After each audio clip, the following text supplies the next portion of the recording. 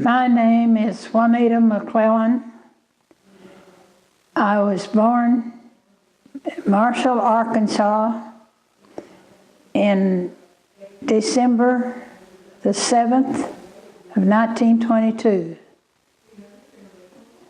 And my name is Scott Davis, and this interview is for a historic Cane Hill Oral History Project.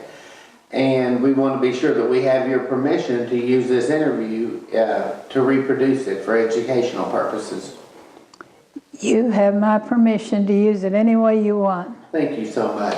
First thing I want you to do is to tell me about your parents. Who were they and what did they do? When we lived in Searcy County, my mother and dad both grew up there. And that was Homer Treat and Eula Treese. Her mother had died when she was 4 months old, so her aunt raised her, and she had gone by the name of Treadwell. But her name was Treese, and they were married in 1919, right after Dad got out of World War I. Tell me about your family. Who were your siblings, brothers and sisters? I had two brothers. One, Willard Treat, was a mechanic, but he died when he was 64, and he lived in Fayetteville. My younger brother is 10 years younger than I am, and other than the fact he can't hear, he lives in Springdale, and it's hard to call him. His name was Marvin Treat. When did you move to Cane Hill? When I moved to Cane Hill was January of 1947.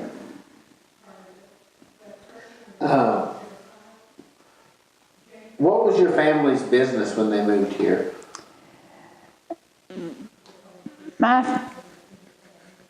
family, or the McClellan family? Well, your family. When you My family, Mom never worked out. I worked for different people back then, but I had gone to business college, so I worked one time for a lawyer.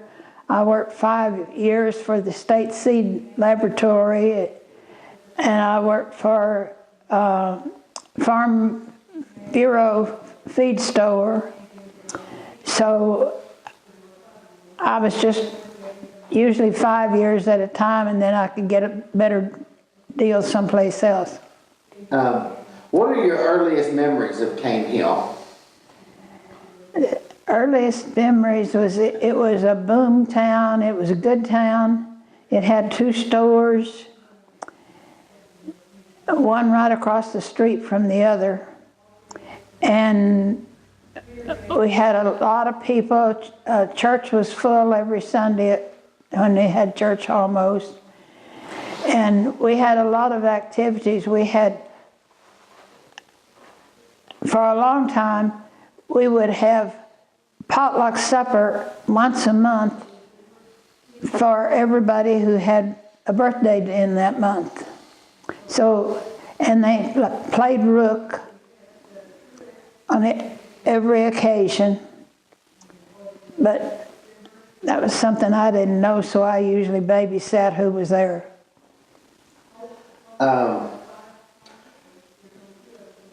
Tell me about it going to school in Cane Hill. About Did you go to school in Cane Hill? I didn't go to school in Cane Hill. It still, my daughter went through the 4th grade before they moved it, but they had taken the high school out the year before I came. Okay.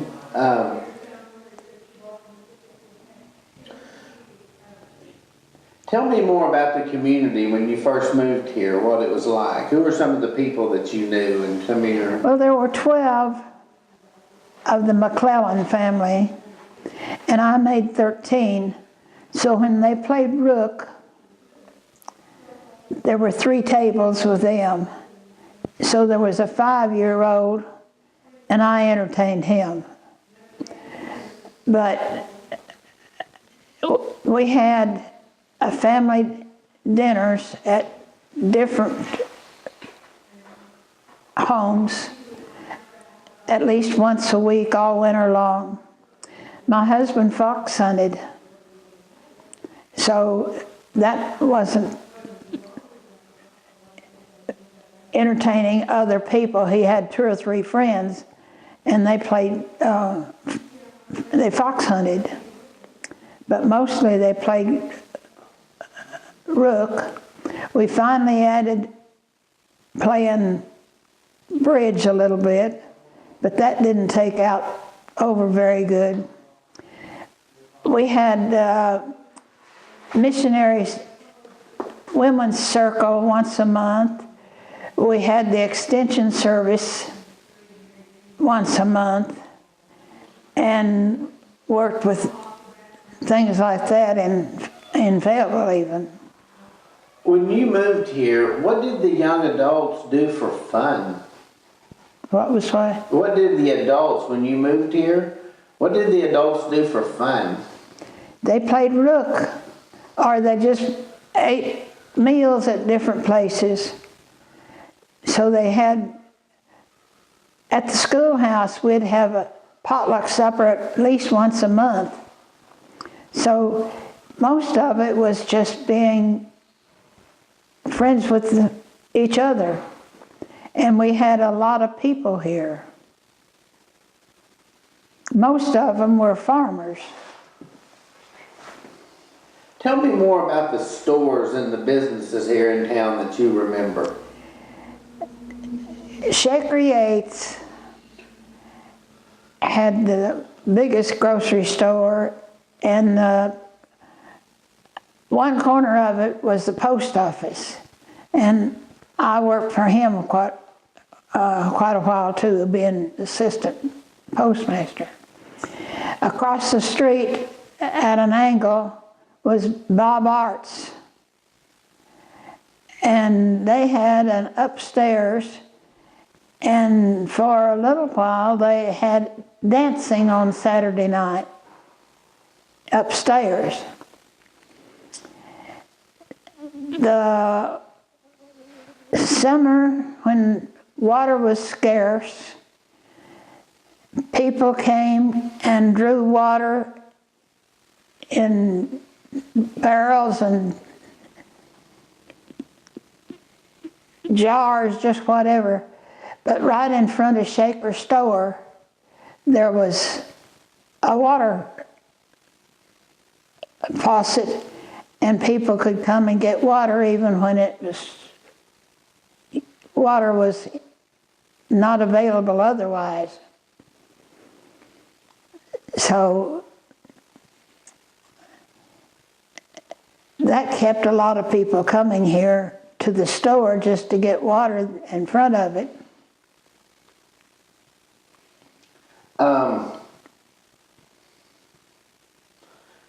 What do you remember about the mill? Was it still in operation when you moved here? No, it wasn't in operation. All I know is my husband said he'd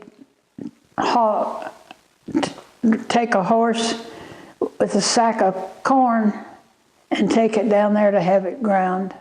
But it wasn't working. In fact, we lived close enough to it. After a few years after I came down here, where we could hear kids down there having parties at night and playing and loud music and things. So I think they played on the old mill wheel and deteriorated it. Tell me about the McClellan house, and isn't that where you lived when you got married? Yes. Tell me about getting married and moving into the McClellan house and what that was like. Well, that was quite different, because it's a big house. We had 2 floors, and we had propane in it, so we had heat. We had fireplace and 8 fireplaces in the house. And it was 12-foot ceilings downstairs, 10-foot ceilings upstairs. And I papered the walls in both downstairs and upstairs. I didn't do the ceilings. But at different times I would work on it. We had a big dining room with ceiling light right over it, and it had closets in every room. They didn't used to have that. That was a big deal back then? Back then there was a closet beside every fireplace. And there would be a closet on either side of a fireplace in each room. And the living room had walnut wainscoting up about 3 feet with oak panels in it. So it was unique. I hated to leave that place, and we had all the facilities like we did in town. We had the electric washing machine, and we didn't have a dryer at that time, but we had all the other things that modern houses had.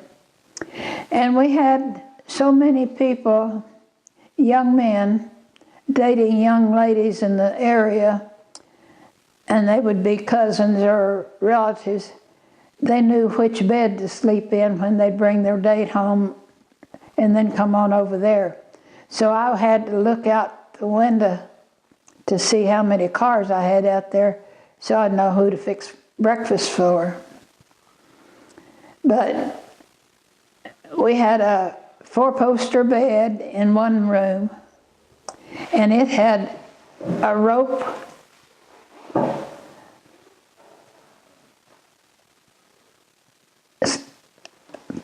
that held the mattress up, or the springs, but it was a rope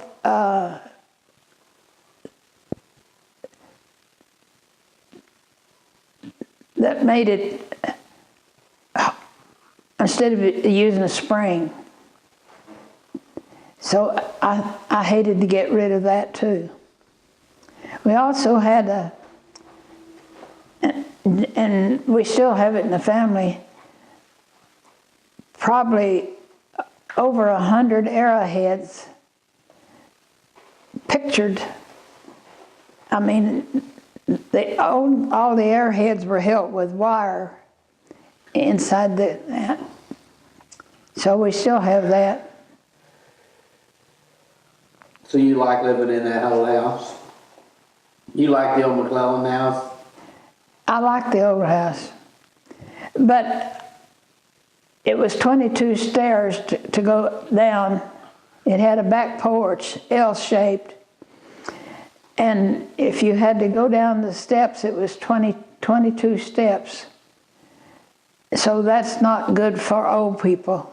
No, probably not. What do you know about the history of the old college building since you've been here? Have you been involved with helping keeping that thing going, or? Oh, I've read a lot of things about it, but I can't.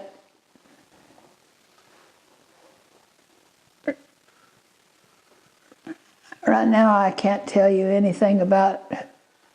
Well, what do you think about all the restoration projects that are going on, like fixing up this old building and doing the drugstore and the college and other stuff? I only have one thing I don't like about it. It's going to be a ghost town. I love what they're doing for everything, and I wish we could get the big house back into it even, that where we lived. 14 years I lived in that house. But we need a little activity, a dime store or something, so that people coming in to visit all this can pick up some of these things. Sure. What would you like to see them do with that old college building? With the old college building? Mm-hmm. Frankly, I'd rather just go back to having it for a recreation place for people here who have school reunions, have the things like that. Right. And we make molasses up there, we got that going, and we have a lot of space.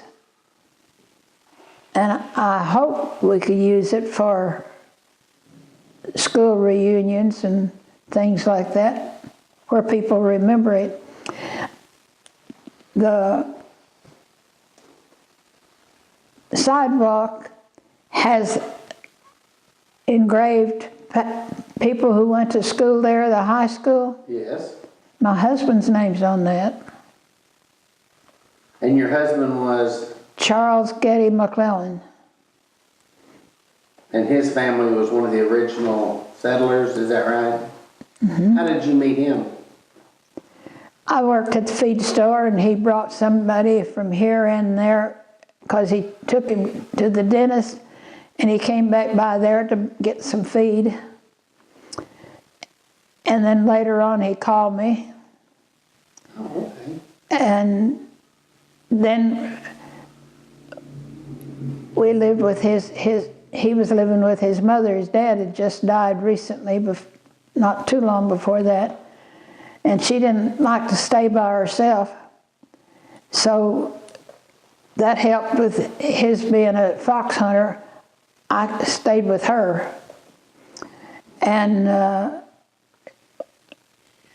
she lived with us until the last few months she lived. What are some other stories about Cane Hill that you can think of that I haven't asked you about? I mean, what are some of your best memories of this? The stories? Stories.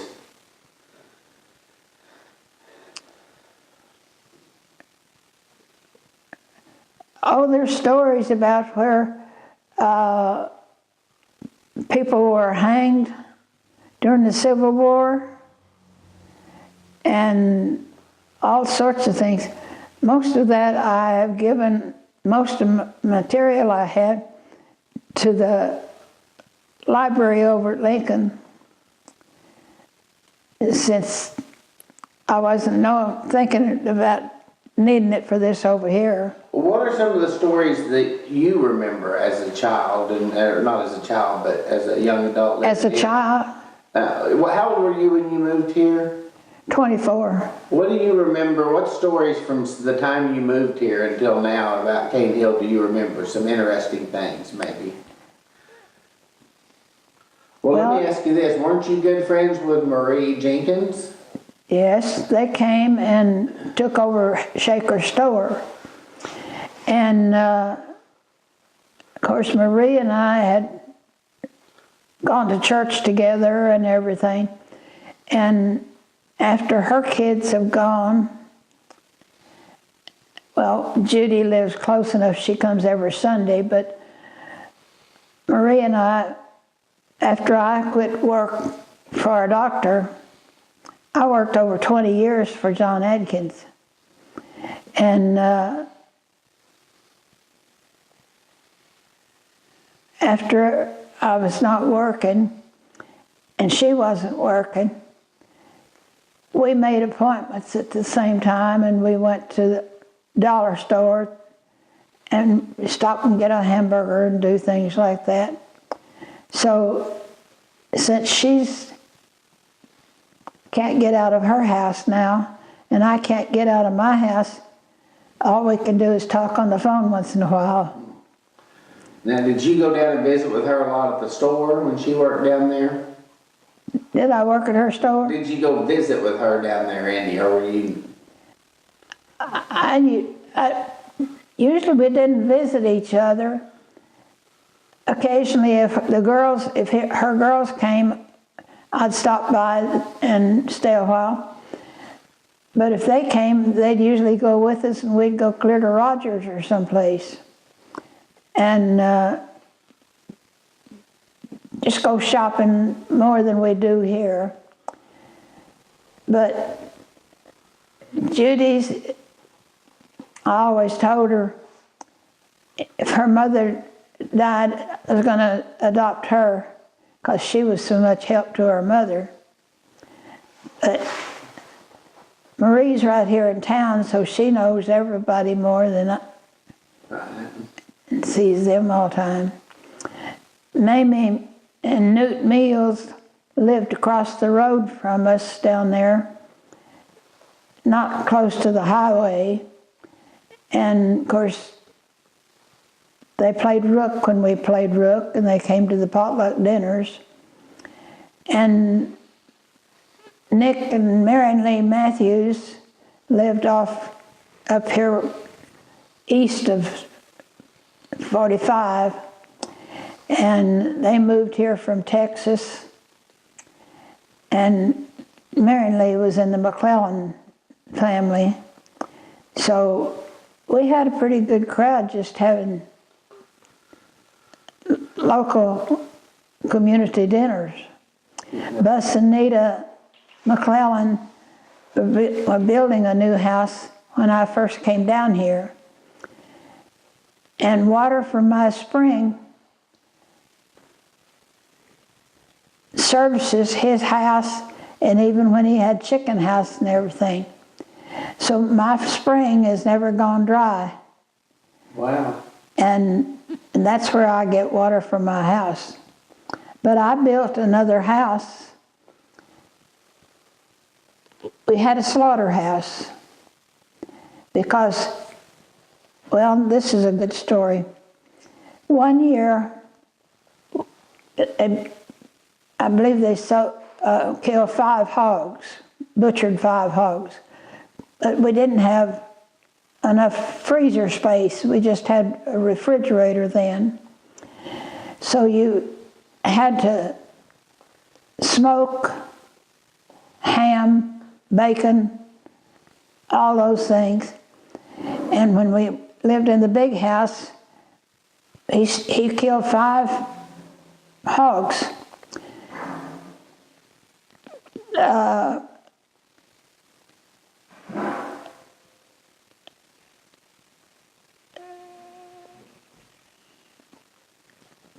This is not saying the word I want to say, but anyhow,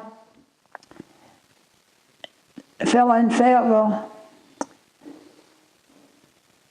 was contacted by a paper in Tulsa and wanted to know if he knew somebody who butchered hogs and would write an article for it. So this fellow from over there wrote it up, and I had 52 letters asking if we had any smoked pork that we could sell. I jumped in and answered every one of them and told them that we did not have that much on hand, but we intended to kill more hogs next year. So the next year, I think he killed 10 or 12, and it was gone before the rest of the letters came in. So we built a slaughterhouse up there by the big house. It got to where we were doing it for local people to kill their own hogs or beef or anything. Well, you can't kill beef and hogs in the same slaughterhouse because you have to have a higher ceiling for a beef to hang it up than you would the hogs. So that meant we needed to build a different slaughterhouse. So we built the one that you probably see is empty now. And we did, that's what my husband did besides fox hunting, was he did butchering for everybody. He was a likable person by everybody around, and always joking or taking some comment that they could laugh about it. He would tell his Aunt Myrtle Moore she didn't like to see baby kittens or baby animals in there. And so Charles would get around her and make motions that baby cat is looking for his meal and it wants something to eat, and get her all upset for that. But other than that, that was entertaining. Any other Cane Hill stories you can think of you may want to share? Okay. Any other stories about Cane Hill you want to share that you can think of? Let me ask you this. Didn't you help for many years with the polling place? With the Have what? you helped with the elections? Yeah. Tell me about that. How long have you done that and what did you do? Well, I haven't worked with it as much as I have when I worked for Farm Bureau, and we represented a lot of activities like that. And John McClellan and I decided we were distant cousins. Of course, he was U.S. Senator. pretty good. Yeah, we gave him one of our hams one time for when we had Farm Bureau meeting up there. So that was I don't know that he ever came here. I was at a meeting in Little Rock, and John McClellan was he and his wife were staying at the same motel where we were. And so he called me instead of calling his wife. Just because McClellan was the name. Anything else you can think of? Well, yes. There's another spring that all the people here in Cane Hill had water from that. And they had that cut off, so nobody here had water, and they had to go to, that was free. And they threatened Leon Moore had the property where the water originated, and he was going to have to make it suitable for people here in town. And he said he wasn't going to pay for that. And so everybody here had to take water where they have to pay. Right. So there was some hard feelings there on that. But you know,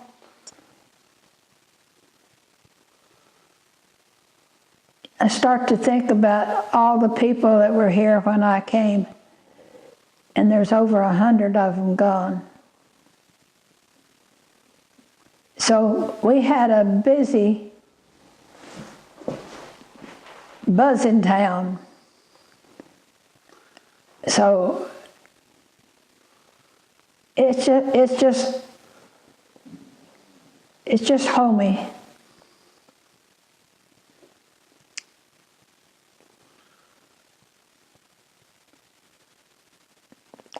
And of course, the Irwin family lived at Clyde, but that was my mother-in-law was an Irwin. So we had,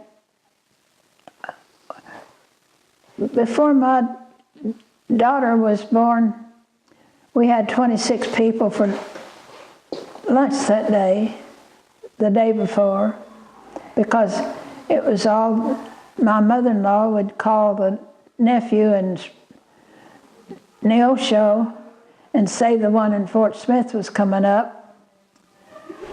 So why didn't they come down? Well, then she'd call the one in Fort Smith and say the other was coming down. So then we'd start getting all the Irwin side together.